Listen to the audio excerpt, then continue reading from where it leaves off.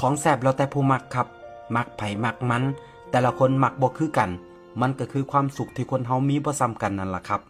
บางคนมีความสุขที่ได้กินอาหารหรูๆแพงๆวิวหลักแสนหลักล้านแต่บางคนแค่ได้กินข้าวฝีมืออีพ่ออีแม่ได้กินข้าวน้ำทงน้ำนาแนวกินเก่าๆที่อีพ่ออีแม่พากินมันก็สุขใจแล้วครับต้นทุนวิถีชีวิตที่แตกต่างกันมันก็เฮ็ดให้คนเฮาสุขไผสุขมันว่ากันบ่ได้เฮาถูกเลี้ยงมาจากแนวกินแบบใดเฮาก็มักอันนั้นบ่แปลกหรอกครับ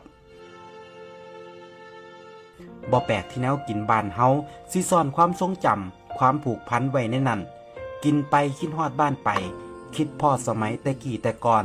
คิดฮอดตอนออกไปหามาอยากมากินเฮาเคยผูกพันกับแนวกินอันใด